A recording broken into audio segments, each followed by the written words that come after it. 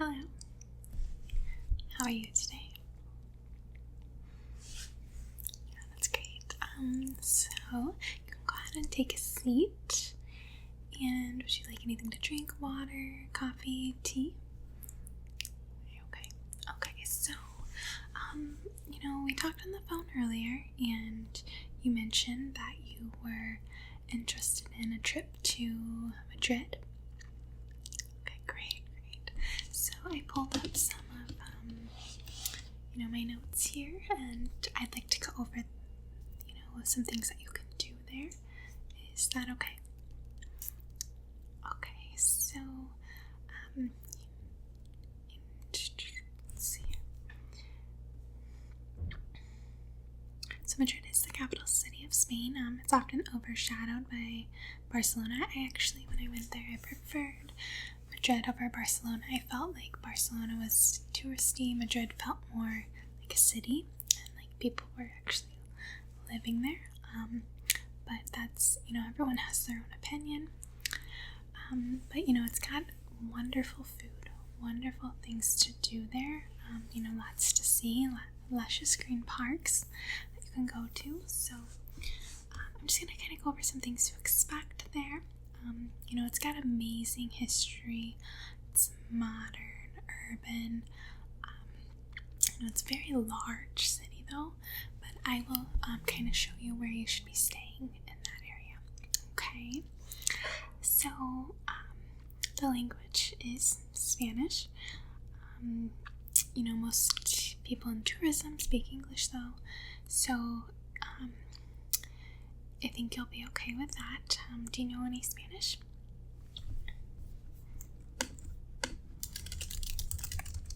Okay.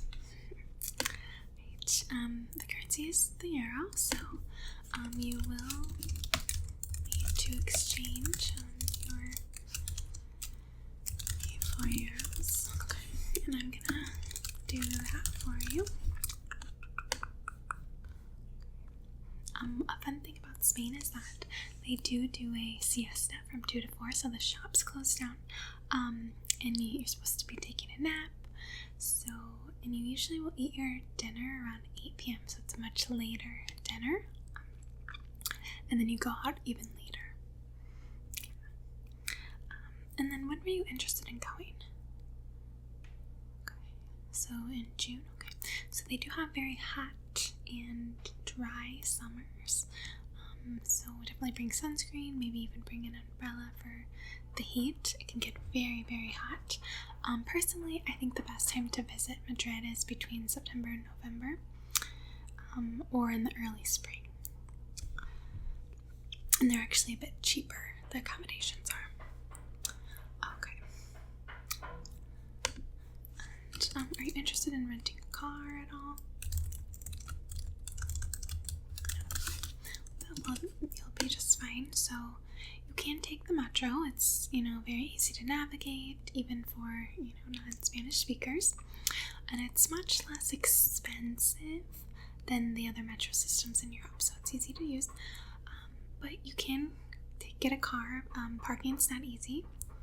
And then by air as well, the airport, which is probably how you'll be going in.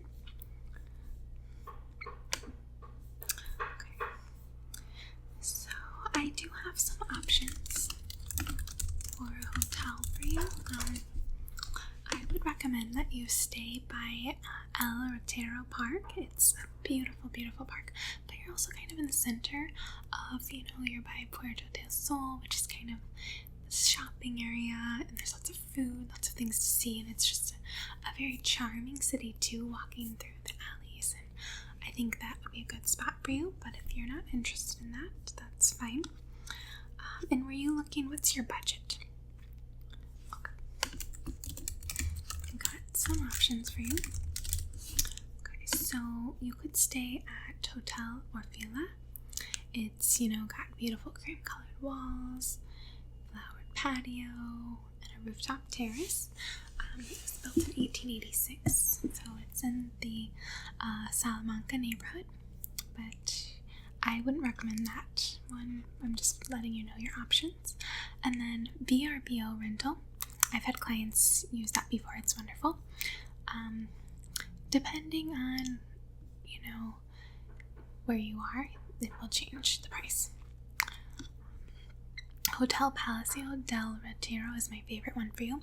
It's a stunning boutique hotel that boasts, contemporary design.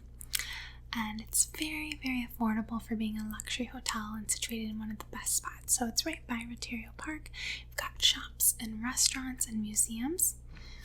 Sleep in Atocha. I actually stayed there when I went to Madrid, and it's a few blocks away from the train, and it's walking distance to the major site, so it's right by the Prado Museum, but it's also in like a cute little square, and you can walk everywhere.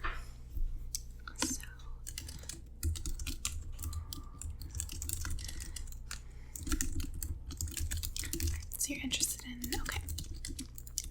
Right, yeah, I would recommend it. The rooms are smaller though, but the price is at a good point, and you can put more of your money in doing other things. Yeah. Okay. So you're thinking either sleep in Atocha or Hotel Palacio del Retiro? Okay. Alright, so I'm going to look into those. We're going to see the best prices for you for the dates that you want to go.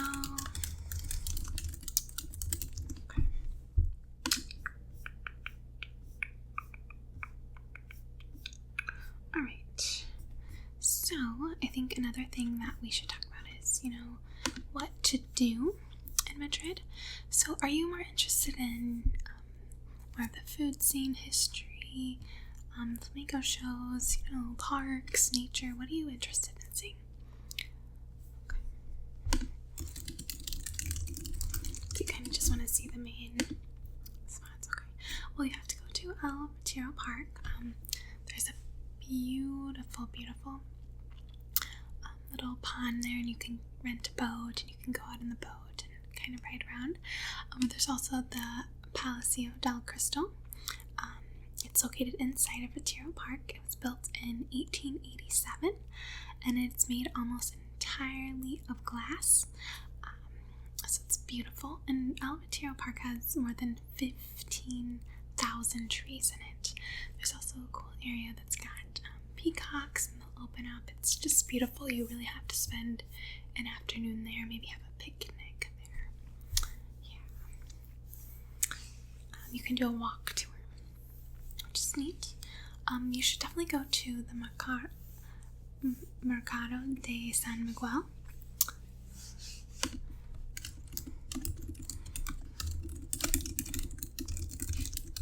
And so today I'm just kind of overviewing things that you can do, and I'm writing them down.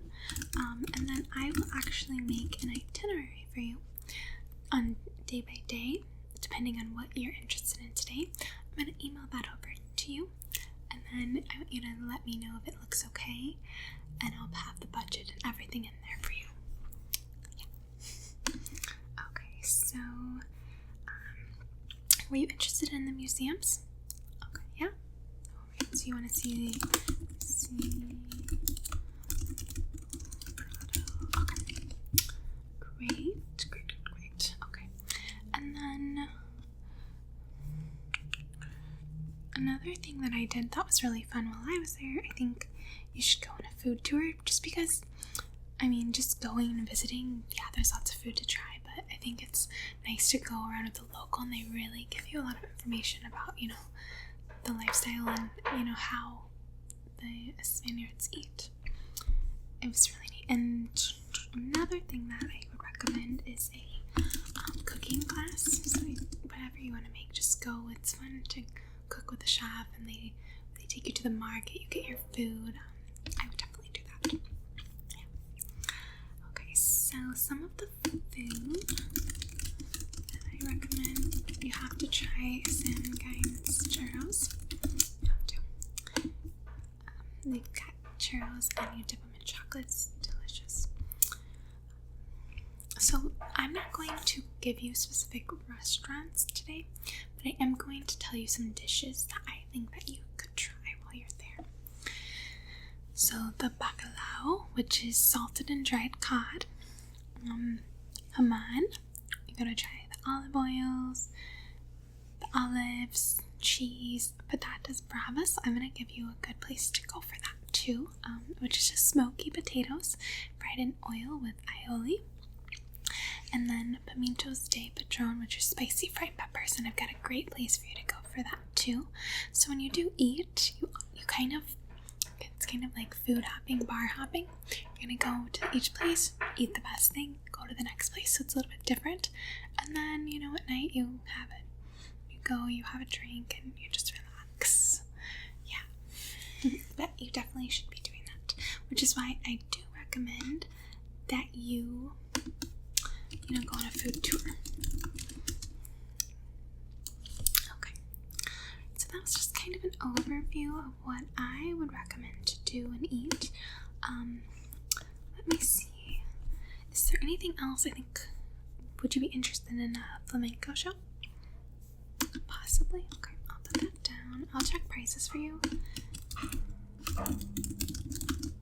And then, would you be interested in a walking tour? No? Okay. Alright, so I am going to kind of take what you said today, and I'm going to make a day-by-day itinerary for you. And you know, I want you to let me know what you're interested in and what you're not wanting to do, and we'll kind of edit and revise that together next time you come in. Would you like to make an appointment for next week? Yeah, okay, let me see when I'm available.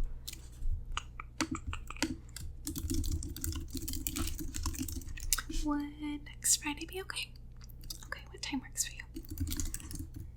Okay, I have a 1:30 or a 2:30 available. Would that be okay? 2:30? Alright, great. Alright. Okay, well, I will see you next Friday, and I'm going to send over that. I'm going to go ahead and start making the itinerary for you. I'm going to email it to you, and then we'll talk about it next week. Alright, I'll see you later.